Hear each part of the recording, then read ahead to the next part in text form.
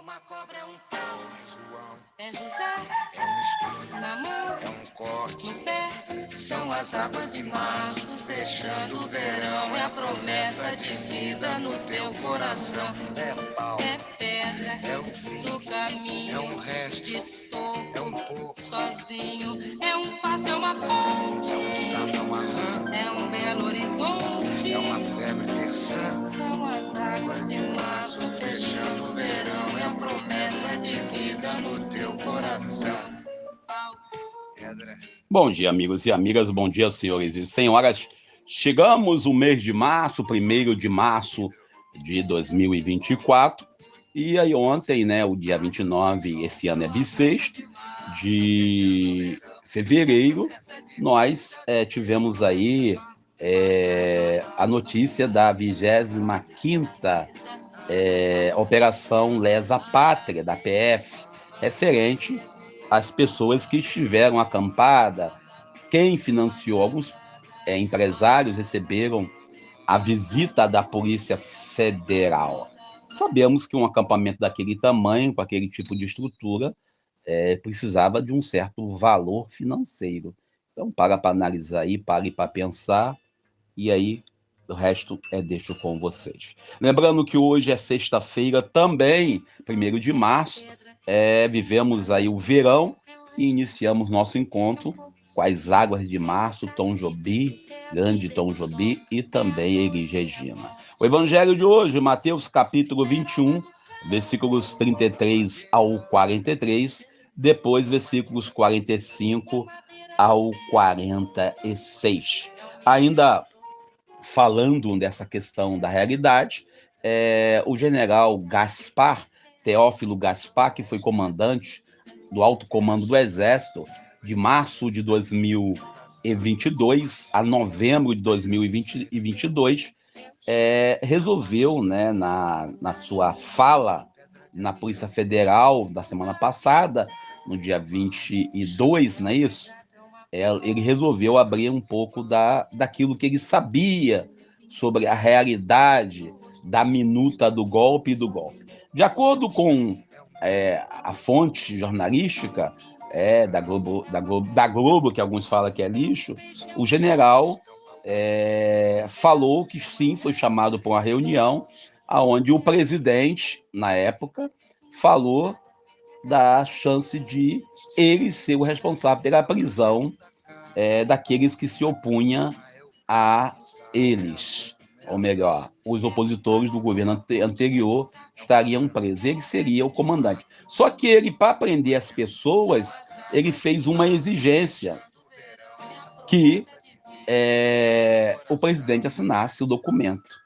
Ou seja, o presidente anterior a este porque falar o nome dele dá azar, porque queria que o exército, de acordo com a fonte, o exército se posicionasse dando um golpe no STF, aquela frase daquele outro cidadão, que também não pode falar o nome que dá azar, que um cábio soldado invadiria o STF e prenderia todos os ministros.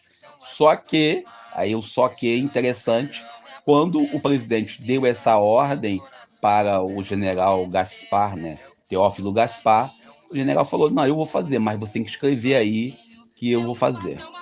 Resumindo, o general não deixou de cumprir a ordem. Ele apenas orientou o presidente que escrevesse, que assinasse o documento.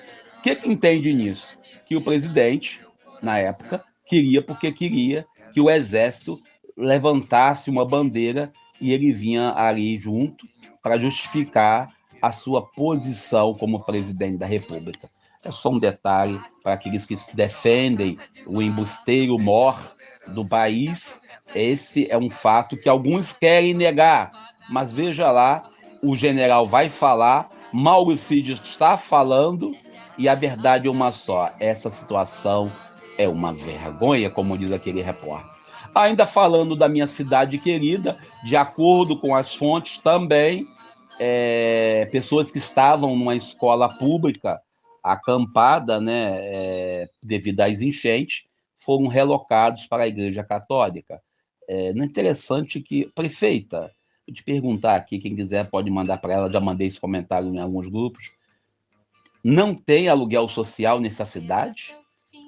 Nesses casos, já que estamos vivendo aí em estado de emergência, já que a senhora decretou estado de calamidade pública, podendo contratar, podendo fazer todo o serviço sem licitação, pensa na possibilidade de aluguel social para dar um pouco de dignidade para as vítimas das chuvas das últimas chuvas no mês de fevereiro.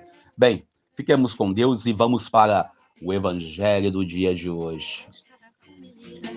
É a chuva chovendo, é conversa ribeira das águas de março, é o fim da canseira. O Evangelho de hoje é Mateus capítulo 21, versículo 33 ao 43. Dá um pulo, 45 ao 46, versículos 45 ao 46 também do capítulo 21. Primeiro, nós temos aqui falando da vinha. Todos nós sabemos que no contexto bíblico-teológico, a vinha bíblica é o povo de Deus, é Israel. E aí alguém fala que Israel é nação eleita, etc e tal, mas nesse próprio texto de hoje, Jesus apresenta a possibilidade de que esses vinhateiros, que essa vinha, não receba mais a graça de Deus, pois ele deixa bem claro que, nesses versículos, que eles perderão a bênção, porque virá o dono da vinha, irá dar aquela direção para outros. E aqui nós temos uma parábola que o autor sagrado, Mateus, faz ela já após a morte de Jesus, para quem acha que as coisas iam acontecendo e os evangelistas escrevendo, não. Havia uma preocupação em viver. E aí depois, com o tempo, a comunidade de uso oral falando, depois alguém vai lá e escreve. O evangelista Mateus, que é o segundo evangelho, o primeiro é o evangelho de Marcos, quando narra a parábola da vinha, ele quer dizer que os vinhateiros homicidas é Israel. Os vinhateiros homicidas são aqueles que recebem a graça de Deus e não entregam para quem é de direito. Aquilo que eu falei do clericarismo, padres e bispos, diáconos, pastores, que se acham donos dos sacramentos, que se acham donos da igreja, donos da graça de Deus. E Jesus hoje vem condenar isso, né? E aí Jesus questiona sobre a questão da rejeição. Jesus que apresenta-se, né, como o presidiário, como as comunidades excluídas do sistema atual, ainda excluídas, né, o doente, né, a mulher que ainda é vilipendiada, desrespeitada em nossa sociedade, o negro, o pobre, o lascado, onde o evangelho de ontem, o evangelho de Lázaro, o pobre, a gente olha claramente para esse contexto e vê certamente aqui ele falando sobre a pedra que os pedreiros rejeitaram, se tornou pedra angular.